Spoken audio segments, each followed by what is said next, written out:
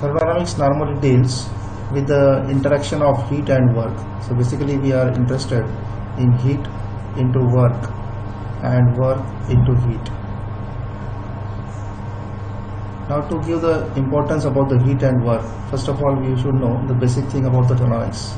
The very first thing is about the ideal gas equation, that is PV equals to mRT. P is the pressure, V is the volume, M is the mass, R is the gas constant, and T is the temperature in Kelvin. First of all we should know what is pressure V, P, what should be, how you calculate the gas constant R and the temperature T.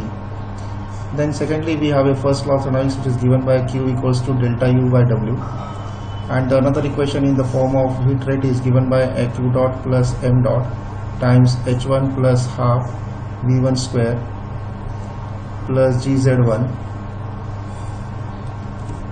is equals to W dot plus M dot into H2 plus half V2 square plus GZ2. So when we have to use this equation, normally it is used for non-flow system, that is for closed system, and this equation is normally used for open system. So you want to know what are the different types of systems we have. When this equation is applicable, what is the meaning of Q, what is the meaning of W, how we calculate H1, then how we calculate the velocity. So basically we are interested, this one is delta Q plus W. So in this thermodynamics lecture I will introduce you how to find out the pressure, how you calculate the R, what are the different types of work we have, what is Q, how to calculate Q, how to calculate W for different types of arrangement. So basically we have four laws of thermodynamics. The first one is called as zeroth law of thermodynamics. This deals with the temperature, and it defines how to measure the temperature and different temperature scale. This first law deals with the interaction of heat and work. This gives the idea how we can convert the heat into work and work into heat, but does not give any control on the restriction of transfer of heat into work and vice versa. Second law introduces you the definition of entropy, which is defined as del Q by T, and it represents the quality of energy. And third law is called as the Ernest law, and according to this law, at absolute zero the entropy equals to zero, at absolute T equals to 0 Kelvin, that is called as dead state. The ideal gas equation, which is given by PV equal to mRT, where P is the absolute pressure in Pascal, R is the gas constant, V is the volume, and M is mass. All these equations, all these values here are positive values. So pressure must be measured from the reference value, and that is called as the complete vacuum. So let's say this line represents the complete vacuum, that is a zero molecular activity. If the molecular activity will be zero, the pressure will be equal to zero. That is only possible at 0 Kelvin, because according to the kinetic theory of gases, the temperature is equal to zero, then pressure will almost equals to zero. About this one we have a standard atmospheric pressure. So the standard atmospheric pressure, we have certain molecular level. So this line represents the standard atmospheric pressure. The molecular activity at standard atmospheric pressure is normally taken at 1.013 bar or 101.3 kilopascal. But as far as the gauge pressure is considered, the standard atmospheric is considered as the zero gauge pressure line. So this one is considered as zero gauge pressure line. Any value measured above this one will be called as positive gauge. So this one will be called as positive gauge, and below zero line it is called as negative gauge. Number of times in questions you will find vacuum, so you treat vacuum as a negative pressure. But if this pressure is measured with reference to complete vacuum, then it is called as the absolute pressure. So suppose this is the point B. So at this point the pressure is negative gauge. So PV absolute equal to PV gauge plus P atmospheric. But the gauge is negative, so gauge value is subtracted from atmospheric value. Whereas if it is measured from this reference level to say this point equals to A, then the pressure at A, absolute quantity, will be equals to PA gauge value plus P atmospheric, because from this point to this point it's a P atmospheric, and from this point to this point it is actually the gauge value. So if you are measuring above the atmosphere, it is plus gauge value, and it is below, it's a minus gauge value. So every time your value will be always positive because it is measured as a reference to this one. So this value is also positive as well as this value is also positive.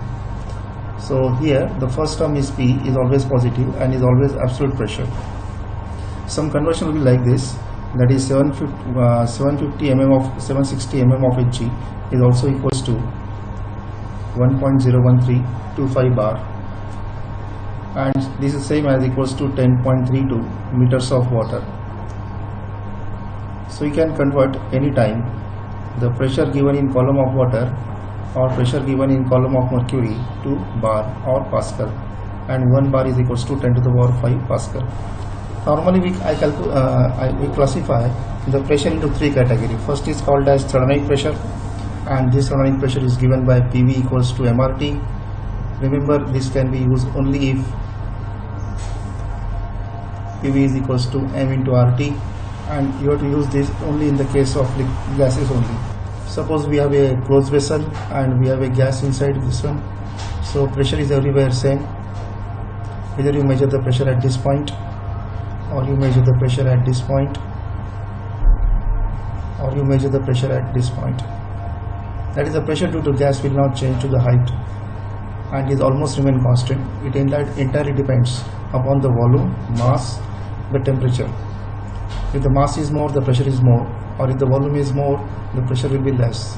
So pressure is inversely proportional to the volume. In the case of fluid, the pressure is given by rho gh. If the column is equal to this much only, that is this height, then we have different pressure. If the column will increase, the pressure will also increase. As the height will go on increasing, the gauge pressure will also increase. Remember, this always gives you the idea about the gauge pressure, and this will always give you the idea about the absolute pressure. So take care for converting the pressure, that is the fluid pressure, into the thermodynamic pressure. You can add them very well. We called it as a mechanical pressure, and this pressure is given by W upon area. So W is the weight and A is the cross section area on which this weight is acting. Now consider here a system with a tank is open now, and it is liquid here of density equals to rho and is open to the atmosphere. The column is equals to H, so the pressure at this point is equals to the pressure due to atmosphere, but the gauge pressure due to atmosphere is 0, so this is equals to P atmospheric plus the column rho gh. If you are only interested in the gauge value, then this will be equals to, then P atmospheric will be equals to 0, so we have only rho gh here. So the pressure at the bottom will be due to column of liquid only, that is, we have used the formula for liquid only. Now consider a same tank again, but this time we have the piston over here of weight equals to W. If the weight of the piston is W and the area at the bottom is equals to A, then this W will act the pressure over here, and the pressure at this point will be equals to mechanical pressure, and that pressure will be equals to W by A. And again, from this point to this point we have a liquid pressure, so the pressure at bottom will be equals to the pressure due to the weight, that equal to W by A, plus the pressure due to this column, which is equals to rho gh. The tank is still open to the atmosphere. The atmospheric pressure will act on this one, but atmospheric pressure will be equals to 0, so that will not be considered in calculation. Now suppose the tank is closed, and here some gas pressure is acting, and let's say this gas pressure is equals to P of gas. Then this pressure is acting downward, W by is also acting downward, and the pressure due to the column is also acting downward. So this pressure will be equals to the W by A plus rho gs plus pressure due to gas. So here we added thermodynamic pressure plus fluid pressure plus mechanical pressure. This is how you can deal in the problems. If you are given the gases, then use the formula for gases as rho g as PV equals to MRT. If you are given the mechanical weight, the pressure is equals to W by A, and if it is liquid, the pressure is given by simply rho GH. So now we have seen how to calculate. The pressure. Now we'll come back to the original equation of PV equals to MRT. So if the gas equation is PV is equals to MRT, then R can be calculated using a universal gas constant upon relative molecular mass. R bar is the universal gas constant, is normally given as 8314 joules per mole per Kelvin. RMM is called as relative molecular mass. Say for example, oxygen is 32, hydrogen is 2, H2O is 18, ammonia is 14 plus 3 into 17. We know Cp minus Cv is equals to R and Cp by Cv is equal to gamma. Using these two equations, if we substitute the Cp is equal to gamma times Cv, we can solve for Cp, which is Cv, which is equals to R upon gamma minus 1, or Cp is equals to gamma into R upon gamma minus 1. If we have a mixture like air, then also we can calculate the molecular mass, but we should know the constituents and its molecular mass. Say for example, oxygen contains 0.23 kg of oxygen per kg of air and 0.77 kg of nitrogen.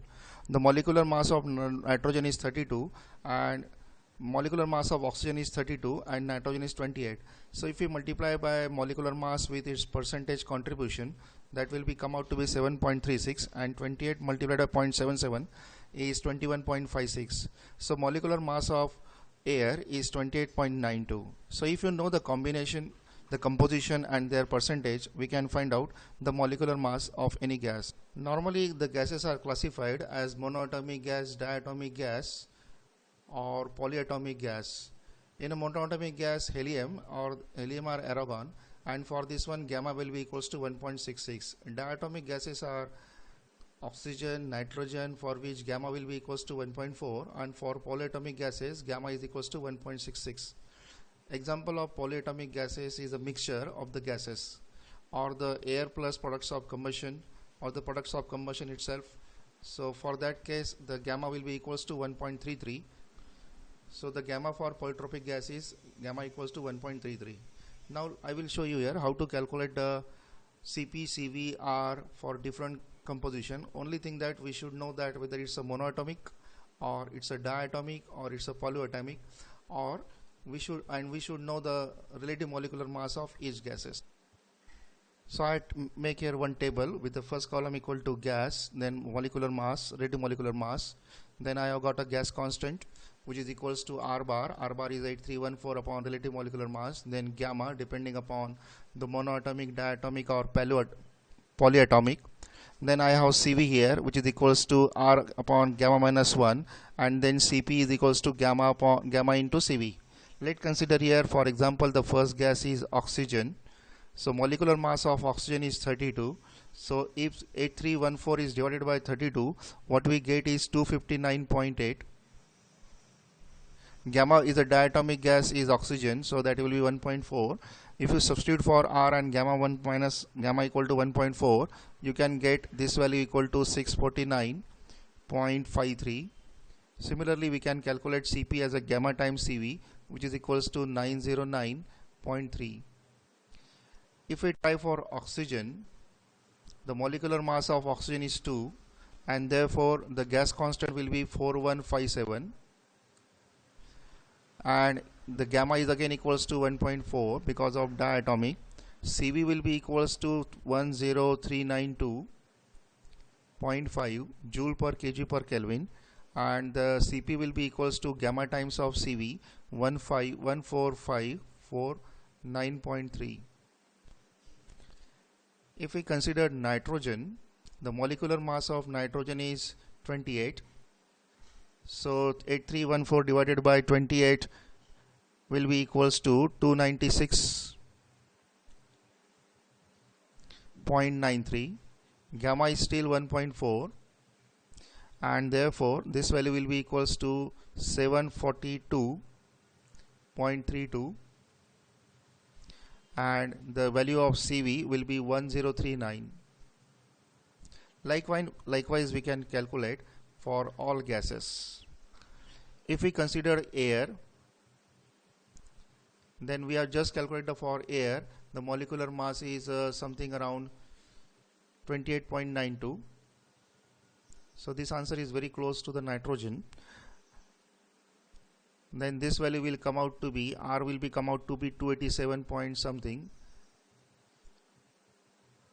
We usually take 287. Gamma is still 1.4 for air.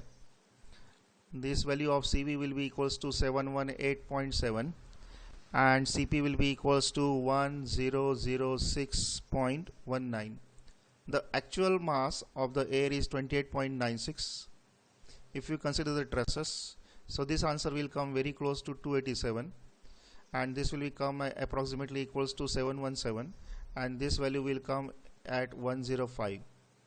So this is how we can calculate the properties of the gases.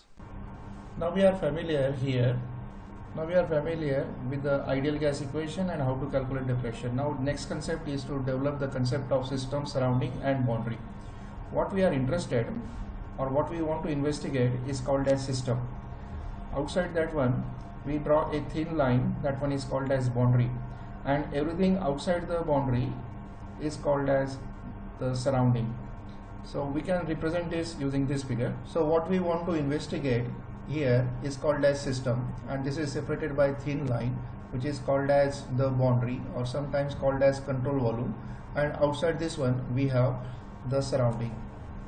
In number of practical cases we can find here the boundary, or which is the control volume, is movable or sometimes is fixed. We'll focus it later on. First of all, let's define the system and define the control volume. Whatever you want to investigate is called as the system, and what is outside the system is called as surrounding. The system and surrounding are separated by the boundary or the control volume. The control volume may be fixed or may be moving. For example, in the case of the tank, the control volume is fixed, whereas in the case of the piston cylinder arrangement, the control volume is moving. Here the first figure represents a tank, and in this tank the control volume is fixed volume. So this volume will not going to change, and if the volume will not change and the volume does not have any communication with the surrounding, then the work done is also equals to 0. This one example is of a boiler. In the boiler the control volume is also fixed. So this layer represents the control volume. What we investigate is how the water is converted to steam, and this one is a figure representing the control volume for nozzle, or in case of turbine, or in case of the compressor. Here also the control volume is also fixed. So this one is compressor, or we can say turbine, or we can say nozzle. So all this figure represents the fixed control volume. If we consider piston cylinder arrangement, and if this is the position of piston initially, and afterward the position of piston will become this one, then we can find here the control volume here is this one, and the control volume here is this one. So naturally the control volume is moving and expanding. In this case, since the volume is increasing, the work is done by the system. Normally, if the control volume is fixed, then the work is always equals to 0, because integral PdV is 0, dV is 0, therefore work is also equals to 0. So in this case the work is equals to 0. In this case also the work is equals to 0. But in this case the control volume is fixed, and even the control volume is fixed, and suppose this represents a nozzle or compressor, and suppose this figure represents the turbine or compressor. In that case there are the blades here, so this blade can rotate inside this one, and therefore the mechanical energy can be transmitted through this shaft to the surrounding. So we can say that if the control volume is fixed, but system can communicate with surrounding by means of a shaft, then work is possible. Whereas in the third case, if the control volume is moving, like in the case of piston and cylinder, then work is possible. So we come to the conclusion here is that if the control volume is fixed and there is no communication with the surrounding of the control volume with the control volume of the system and surrounding, then work is always equal to 0. But if the control volume is fixed and the system can communicate either with the help of the shaft, then work is possible. But if the control volume is moving, then work is always possible. So this is the conclusion about the control volume for fixed and moving. Now let's take the concept of the classification of system itself. The classification system is basically done on the basis of two, that is whether there is a transfer of mass and whether there is a transfer of energy in the form of either work or either in the form of heat or in the form of both. If there is no transfer of mass, then the system is called as closed, but there may be transfer of energy. In the case of open system, there is a transfer of mass as well as energy, and if there is no transfer of mass and energy, the system is classified as a closed system, as an isolated system. So in the case of open system, the mass can enter into the system in number of input form and mass can leave the system. So this is the mass flow rate at outlet and this is the mass flow rate at inlet. At the same time, heat can interact as well as heat can leave the system, whereas W can also transfer to the system or can be leave the system. Such type of system is called as the open system. This is normally possible in the case of boilers, turbines and all steady flow devices. This system can be further classified as a steady flow system and unsteady flow system. We will discuss it later on. First of all, we will come to the other system that is called as closed system. In the case of the closed system, there is a permission for energy transfer, that is in the form of heat and work, but there is no permission of a mass transfer. For example, we have a tank, then in the tank there is no permission of mass, but heat and work can be transferred. It can be in or it can be out, that is possible, but there is no permission of mass.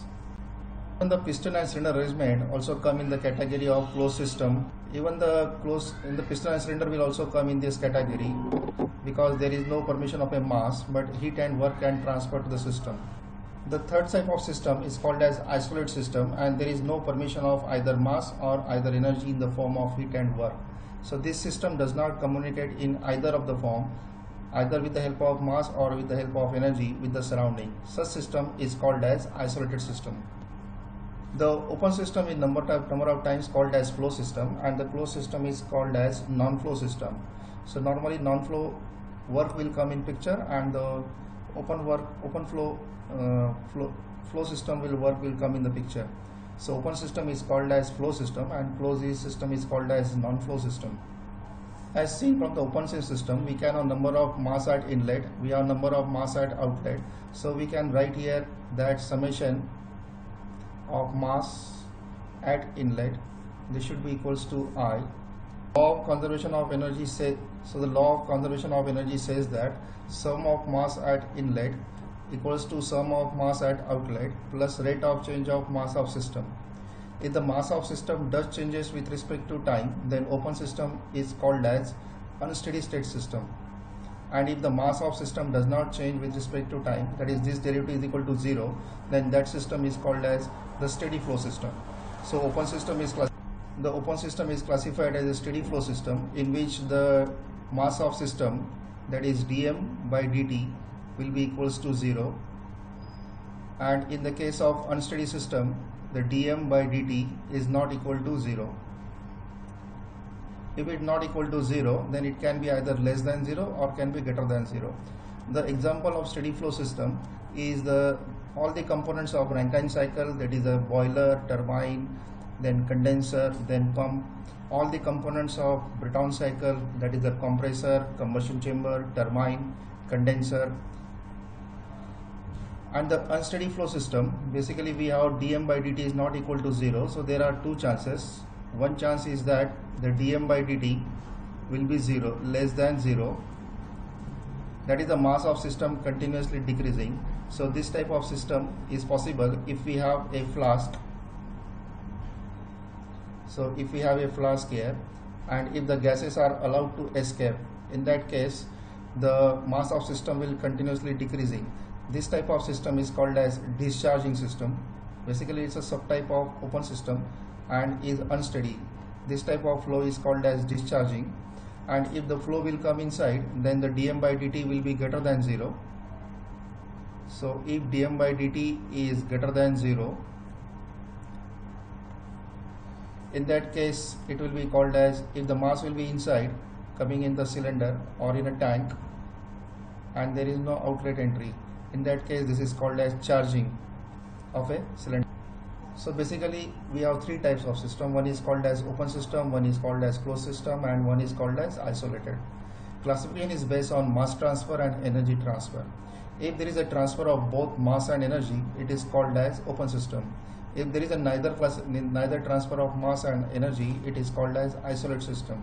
And if there is only transfer of energy, then it is called as closed system. Like this one is an example of closed system. The open system is further classified depending upon the law of conservation of mass. We state that the sum of mass flow rate at inlet is equal to sum of mass flow rate at outlet plus rate of change of mass of the system with respect to time. If it is a steady flow system, then the mass of the system will remain constant and dm by dt equal to 0 is example of all steady flow devices, that is the components used in Rankine cycle, Breton cycle. And unsteady flow dm by dt will be not equal to 0. So there are two chances that dm by dt will be continuously less than 0. That is, the mass of the system will continuously decreases with respect to time. This is possible if the gases will leave the tank or to the bottle. Such type is called as discharging system. And the second possibility is that dm by dt will be greater than 0, and that will be called as charging, because the mass is continuously increases from the system.